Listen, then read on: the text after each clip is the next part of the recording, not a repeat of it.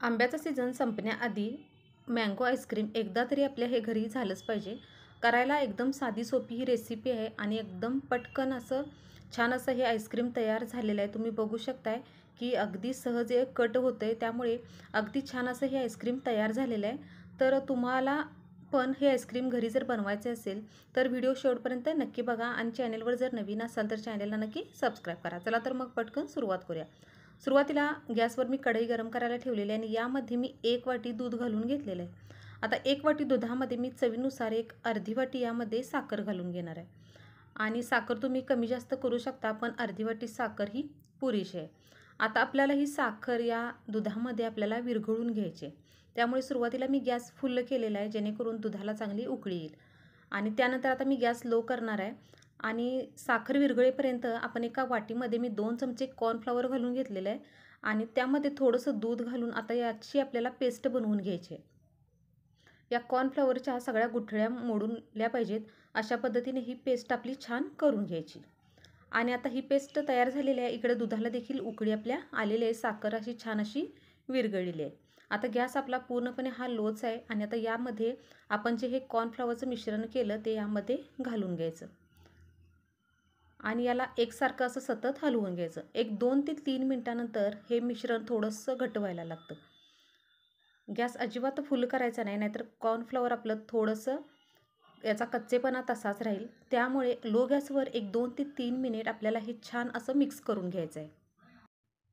याला सतत असं एकसारखं हलवत राहायचं, म्हणजे यामध्ये गुठळ्या वगैरे अजिबात काही होणार नाहीत. जर याला हलवलं नाही तर यामध्ये गुठळ्या होऊ शकतात, त्यामुळे असं कंटिन्यू एकसारखं हलवून घ्यायचं. आणि आता इथं आपलं जवळजवळ हे मिश्रण चांगलं 2 ते 3 मिनिटानंतर तुम्ही बघू शकता तयार झालेलं आहे. आता आपण गॅस बंद करायचा आणि हे मिश्रण पूर्णपणे आपल्याला थंड करून घ्यायचं आहे. म्हणजे पूर्णपणे, अगदी कोमट देखील नको आहे, पूर्णपणे आपल्याला हे थंड करून घ्यायचं आहे. आता हे थंड होईपर्यंत एका बाउलमध्ये मी एक अर्धी वाटी मी व्हिप क्रीम घेतलेली आहे आणि आता ही व्हिप क्रीम आपल्याला फेटून घ्यायची आहे. एक 2 ते 3 मिनिट आपल्याला ही दाटसर अशी फेटून घ्यायची आहे. ही क्रीम मी बिटरनेच अशा पद्धतीने फेटून घेणार आहे, जेणेकरून आपली ही क्रीम पटकन तयार होईल आणि 2 ते 3 मिनिटातच ही आपली क्रीम तयार होते.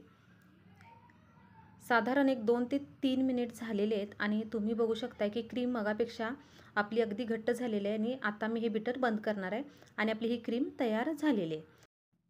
आता या क्रीममध्ये आपण जे दुधामध्ये 2 चमचे कॉर्नफ्लॉवर मिक्स करून घेतलं होतं ते क्रीम आपण यामध्ये घालून घ्यायची आणि त्यानंतर मी तर 1 आंब्याचा गर मिक्सरला बारीक करून घेतलेला आहे, तो देखील यामध्ये घालून घ्यायचा. मी इथं एकच आंबा वापरलेला आहे, कारण मी अर्धी वाटी व्हिप क्रीम घेतलेली आहे, त्यामुळे मी इथं एकच आंब्याचा वापर केलेला आहे.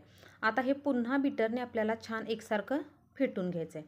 पुन्हा एक जवळजवळ 2 ते 3 मिनिट हे मिश्रण चांगलं एकजीव करून घ्यायचं. तुम्ही बघू शकता अशा पद्धतीने कलर किती याला छान असा आलेला आहे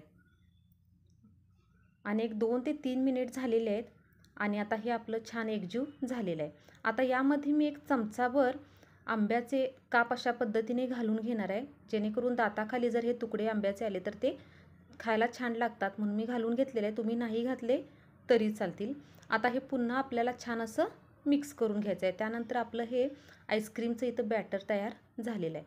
आता मी एक डबा अशा पद्धतीने माझ्याकडे होता, त्यामध्ये मी हे सगळं मिश्रण ओतून घेणार आहे आणि याला झाकण लावून आपण फ्रीजमध्ये एक 7 ते 8 तास असंच आपण ठेवून देणार आहे. आता हे सुरुवातीला असं सगळीकडून एकसारखं पसरून घ्यायचं आणि फ्रीजमध्ये हे आपण 7 ते 8 तास सेट होण्यासाठी ठेवून द्यायचं.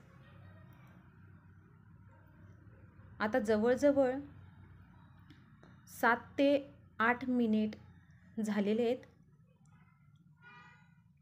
आणि हे मी आईस्क्रीम फ्रीजमधून बाहेर काढलेलं आहे. आता याला आपण एका प्लेटमध्ये साईडला काढून घेऊया. तुम्ही बघू शकताय अगदी हे सहज आईस्क्रीम आपलं बाहेर डब्यामधून आलेलं आहे आणि आता मी तुम्हाला कट करून देखील हे आईस्क्रीम दाखवते. अगदी चाकूने सहज असे हे आईस्क्रीम कट होते आणि चवीला तेवढंच भारी हे आईस्क्रीम झालेलं आहे. अगदी तुम्ही मार्केटपेक्षा भारी म्हटला तरी चालेल असं आईस्क्रीम हे आपलं घरच्या घरी हे मँगो आईस्क्रीम तयार झालेलं आहे. आता तुम्हाला चमच्याने देखील मी दाखवते. हे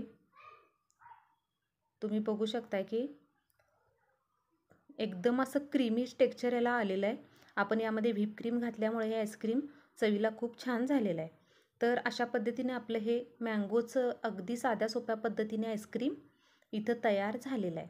तर तुम्ही देखील अशा पद्धतीने नक्की करून बघा आणि तुम्हाला व्हिडिओ कसा वाटला हे कमेंट करून सांगा. व्हिडिओ आवडला तर चॅनेलला नक्की लाईक, शेअर आणि सबस्क्राईब नक्की करा.